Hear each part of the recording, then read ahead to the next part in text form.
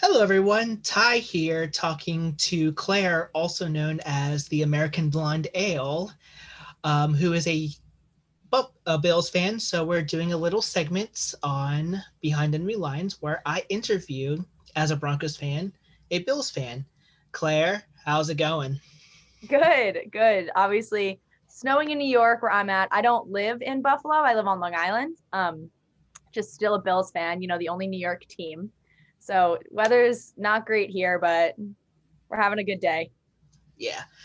It's actually funny that you mentioned the whole we're the only New York team because a lot of people associate the New York Jets, the New York Giants as New York, but technically they play in East Rutherford. So Bills just can't get any credit. No, they can't. And as like a Long Islander, we kind of have like a love-hate relationship with Jersey. Anyone says New Jersey, we're like, like it's just Yeah, not. We're not New Jersey fans. So the fact that like our big teams play in the Meadowlands, I think is very funny. it is, isn't it? It's like how can why don't you call them the New Jersey Jets or the New Jersey Giants I know or New Jersey doesn't even really have teams besides the Devils. Like they need something, and we have three football teams. We're not giving them anything. I know.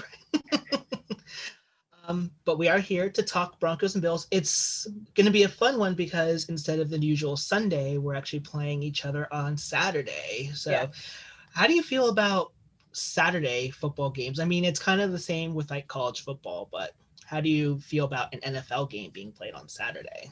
I think it's the same with college football where you still have that excitement. I think it's going to be different because you can, especially with like this weather, I think people are going to be drinking a lot more for it and like getting a little rowdier than they normally would because they don't fear, Monday morning work. Mm-hmm. So hopefully there's a victory. Bills fans go just as crazy as they would as a tailgate because they don't have to worry about a Monday morning, work from home office thing. Oh yeah. Speaking of Bills Mafia, before we get into any all that, um, they like I've been following on Twitter and watching all their videos. They're a crazy bunch, aren't they? Oh yeah. So my first Bills game was actually last season. I went out in December to visit my sister who lives in Rochester, and she took me.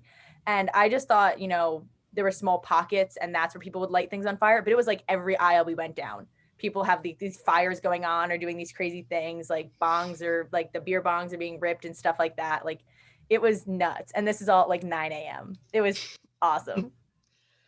I do have to say, as a Broncos fan, Bills fans are definitely the most entertaining out of all of them. So thank you for Best thank you fan for base. providing us, yeah, for the fan base for providing us our weekly entertainment.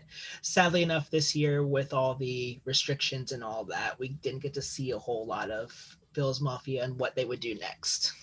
Yeah, no, it hasn't been obviously that crazy with everything. I think when you look at like the fifth year in Barstool Sports and those like um, little markets on Instagram and Twitter, you can still see people doing crazy videos at home, Mm-hmm. which I think is great that people are still keeping the spirit and like keeping Bill's Mafia thriving even during quarantine and social distancing. So I'm glad that, it's still like, even though we're apart, Bill's Mafia is still strong together and still celebrating in crazy, weird ways. Nice. I'll have to check that out that when we're done here. Oh, there's so many videos. Yeah, it's awesome.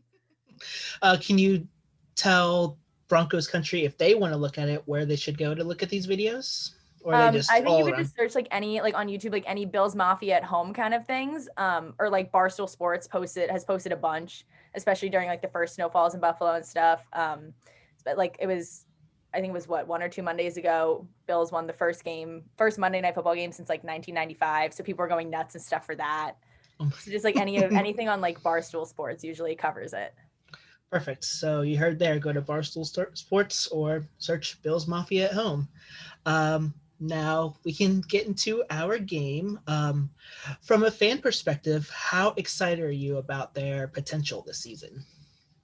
I think it's thrilling. Like I was just talking to my dad about it recently. I haven't seen the Bills really do much in my lifetime. I'm 24. So for him, he went to college in Buffalo in the 80s. So like he wants that kind of rise again and like this being a great season and like having a potential to win the AFC East. Like he's hugely thrilled about it. The fact that we won a Monday night game and that's the first time we did since 95. Like he's just so excited about all of this. And then my sister was born in 95. So he's like, since all of my siblings born, we haven't had this much success. So Mhm. he's like, now you guys know I've been like Bills fans this whole time. Like we're finally gonna get back into it. Because all growing up, it was like, yeah, I'm a Bills fan. Like, yeah, I know it's not gonna be anything great this year. Yeah, yeah, yeah. But now I get to like chirp people and be like, look, we won these 4 games in a row and we did this and that. Um, they definitely have brought a lot of promise this season, especially I've heard this little nugget that if they win tomorrow, that they will win their first AFC East crown since, like you said, 1995. So Yeah. very exciting moment for Bills fans. Yeah. So it's been like a wildly long, like my entire lifetime, I haven't seen the Bills go this far. That's why it's like just so thrilling and exciting because then I've never been a part of this yet. So knock on wood, we're gonna get it and I'm gonna get to experience, success as a Bills fan. Well, fingers crossed for you guys and hoping that that happens. Well, that kind of defeats my second question, but I guess in a sense, because Buffalo and Miami are really the only two teams right now competing for the division. So, how Mhm. confident are you that they can push Miami out the door and clinch that division? I think if I'm not mistaken, we're ahead of Miami. I think by like 2 games. Mm-hmm. Um, so hopefully, hopefully Saturday's a win and it kind of locks it in. If not, I think that because Miami's the last game we play too. It's you Right. guys and then the Pats and then Miami. I think that Miami game might be the most interesting game just because Mm-hmm. it'll both be fighting and then playing again sort of thing. Um, so I don't want to say I'm crazy confident because I don't want to, knock on wood, jinx anything or be superstitious about it. But Mm-hmm. I'm very, very hopeful.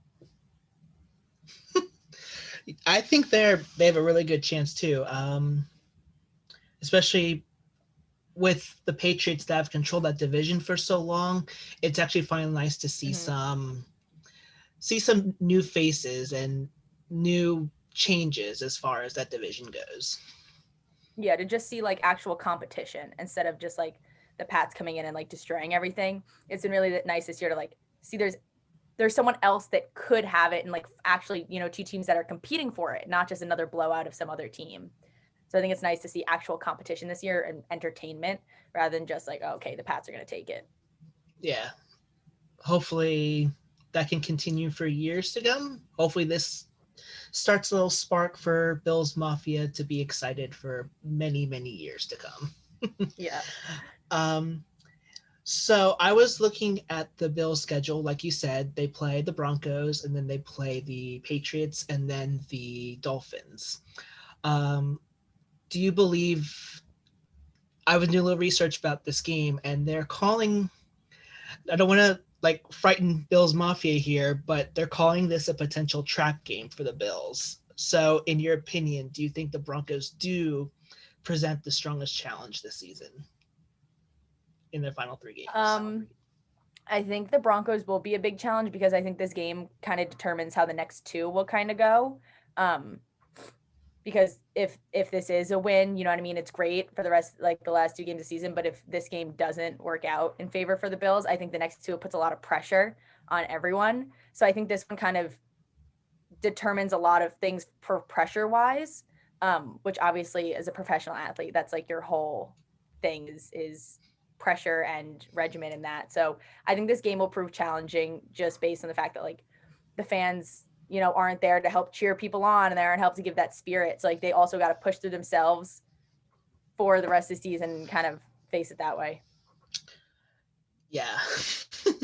um, it's funny because for us, it's kind of the same way as the Bills because I know after we play Buffalo, our last 2 games are against the division.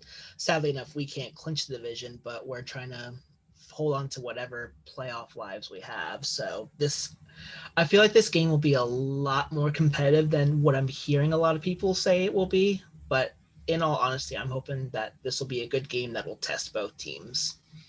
Yeah, I think it will. And I think it'll be entertaining, especially, yeah, like you said, like the next 2 games for both teams are division games. So this is like kind of the last to play outside your comfort zone. So Mhm. I think that'll be interesting. Yeah. Um, so regarding the Bills, offense or defense? Which one do you think will play a bigger impact on Saturday? Um,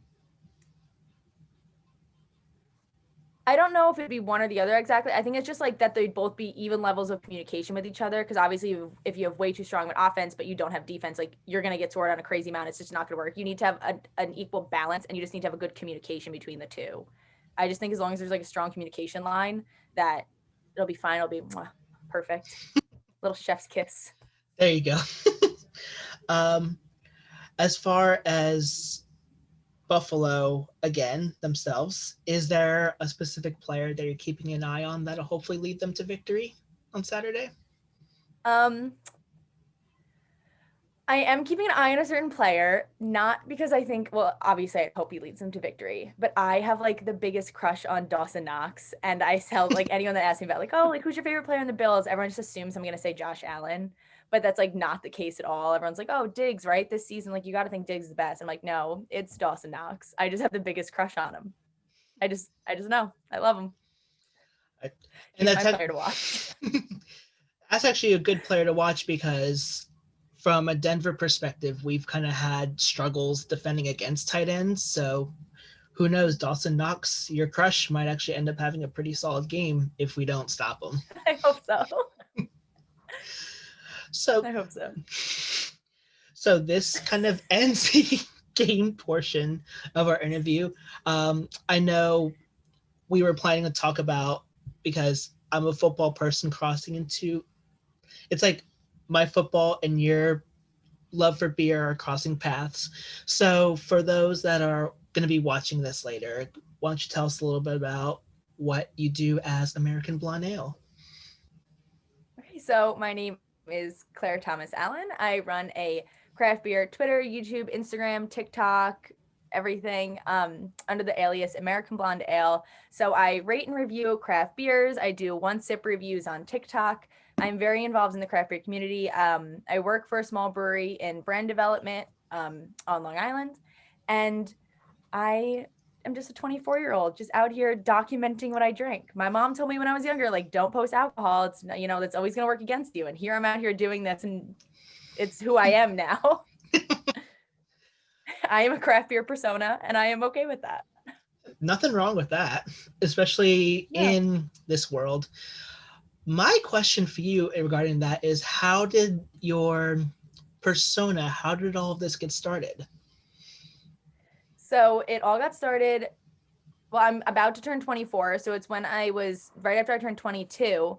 I would always go to like this craft beer bar by my house and got very into it. The beer changes, the kegs, the taps, everything would change kind of every month.